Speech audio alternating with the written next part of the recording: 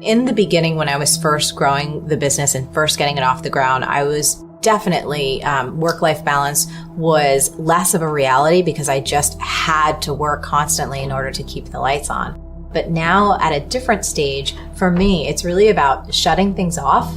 And it's about recognizing that even though the world says that you should be on social media all the time, that you should be on all of these different channels, that more is better, that's actually not the truth. Bigger isn't better and more isn't better. When it comes to work-life balance, the more that you shut down and kind of check out and give yourself time and space, you come back and you realize you actually didn't miss anything. All you missed was a lot of noise. And I think as business owners, it's vital that we stay connected to our own voice and our own intuition. And if you're constantly connected to the outside world, you can't hear your own intuition. You're so overwhelmed with the voices of the world that you lose your own inner compass. And for me, it's vital. So I actually shut off a lot. We honestly don't think about our own mortality enough. I think death is one of those taboo kind of topics in our culture, and we don't really face it. We don't think about it. We don't talk about it enough. We don't imagine ourselves dying enough. We don't really just dive in. And one of the weird little tricks that I use on myself, especially when I'm just being horrible in my own relationship, or I'm being not the person I know I'm capable of being, I'm having a temper tantrum, I'm stressed, I'm just being an ass, whatever it is. I've used this in my relationship with Josh, where I will literally fast forward to the point where I imagine him laying in a coffin and me going, why were you such an asshole? Why didn't you take that time? Why did you let that fight go on for 4 hours or a day or whatever it is? Or in those moments where I feel myself tightening up or shutting down or withholding love, I try and check myself before I wreck myself. I go, there's going to come a day where you're going to flash back on this moment and wished that you just gave him a hug, or wish that you went in and said, I love you. It's coming for all of us.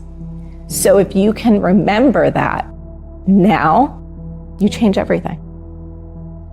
When I was bartending, I was fully bartending. I wasn't talking to myself about, oh my God, I should be dancing right now, or I should be working on my coaching practice. I was just really into bartending. And when I was dancing, I was being the best hip hop teacher, dancer I could possibly be. When I was being a coach, same kind of thing. And I think that practice of being fully engaged in the thing that you're doing conserves a ton of energy, and that's what most people don't do. A book that really changed my life was Half the Sky by Nicholas Kristof and Cheryl Wudunn, and it really opened my eyes to the injustice and prejudice that women face all around the world, not only in this country, but in the developing world. And women are our most underutilized resource. And I feel like it's up to us to take care of each other. It's up to us to look and see what the needs are and to reach out and to fill those holes. It's we can't wait for anyone else. We are the answer. So for me, it's vital to use everything in my power, whether that's financial resources, whether that's the platform that we've built, whether that's my connections, anything that I have at my disposal. So many of us, we want to do our best. So we have high standards, and all of those things are wonderful. But there is a distinction between having high standards and performing at your best and suffering from perfectionism, which in the extreme can actually be deadly. So there's some research out there. And this is sad, but it's important to know. When they started talking to folks who had a relative who recently took their own life, they discovered that in over 50% of the cases, without prompting, the relatives described that person who's no longer here as being a perfectionist. They could never meet their own standards. They never felt like they were good enough. Yes. And when that roots in on a deep level, you can understand how someone could feel that depressed and feel that lost and feel like nothing they ever do could ever match up. So it's a real thing. And for me, I have strains of that, and I'm so happy, age and experience, you kind of see the world in a different light. But the thing that's helped me the most and what we focus on in the book is this idea of focusing on progress, not perfection. When that's your metric for success, did I learn something today? Did I make an inch of progress, even if it doesn't look like progress? So there's actually a great graph in the book. Yes. I'll see if I can describe it here. I love this. So People imagine that progress kind of looks like this. You start out here and you're just new at something. And then you inch up and inch up and inch up and inch up and inch up and inch up. And it's almost like this straight line to get to your goal. When in reality, progress kind of looks like this. You start here as a neophyte, and then you maybe inch up, and then you take 5 steps back, and then you go way down, and then you swirl around, and you go up and down, and it's just this incredibly squiggly line where there are setbacks. You absolutely feel like maybe you've taken 10 steps back, but that's still progress. So true. So when we're focusing on progress, not perfection, it's a really great way to keep your action in perspective and to keep moving forward, because perfectionism really just keeps people spinning their wheels. I always had a dream to have an amazing company that didn't necessarily have one home base. I'm fascinated by technology, and for me, it's about finding the right people who also believe in that same idea that you can do great work, that you don't necessarily have to share the same physical space all the time, but that if you're united behind a vision and behind values and behind wanting to do incredible work in this world, that you can create amazing results and only see each other a couple times a year. So for us, it's really about making sure that whoever comes onto the team shares the same beliefs that we do, shares the same vision, cares about making a difference, and also is really self-motivated.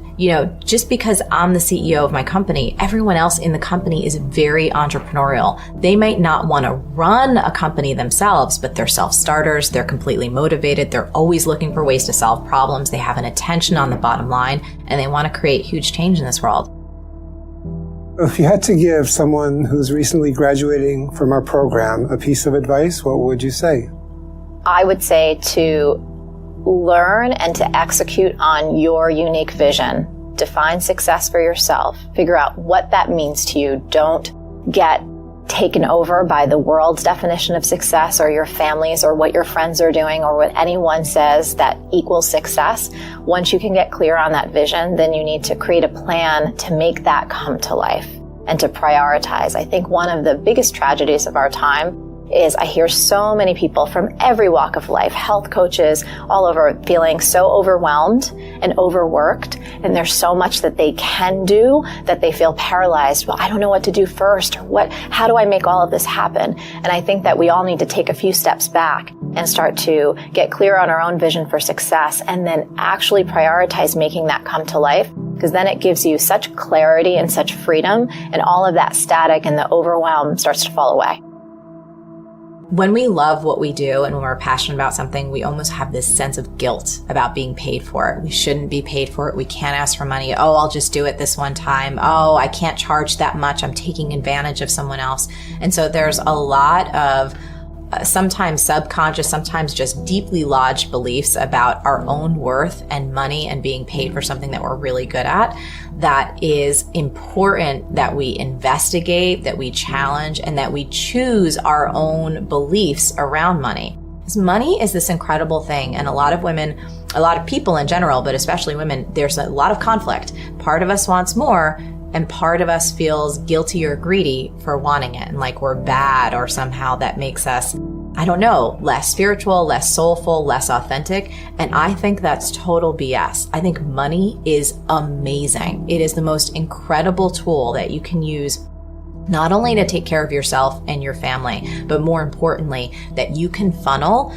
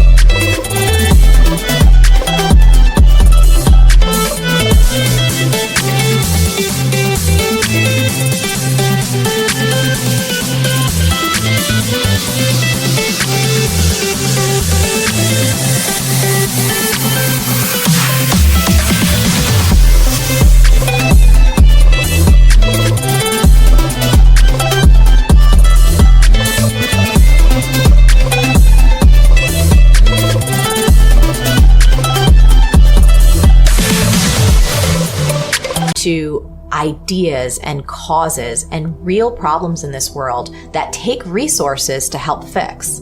And that's really exciting to me. And I think that the more that women are financially empowered, the more everyone wins. I mean, the studies have proven this time and time again, that when women get financially empowered, they take better care of their families, better care of their kids. They actually tend to have less kids, especially in the developing world. Communities become stronger.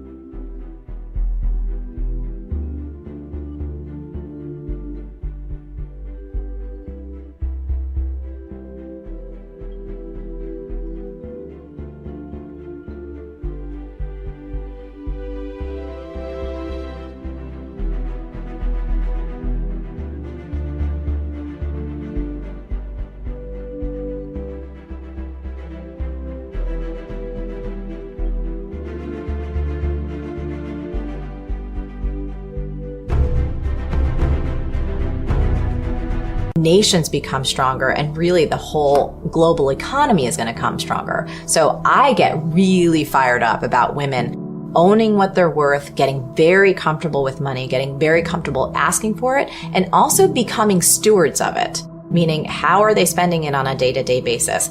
Are they feeling like, you know what? I have enough right now to give to causes I believe in. I have enough right now to invest in my own education, my own business, my own future. I think those are really important issues. And I think as women, we can't shy away from money. We've got to really dive into it and be willing to swim around and investigate all the places that we have screwed up beliefs. And that's okay. All of us have screwed up beliefs about something, but with money, it's like, we got to get this straight. It's vital.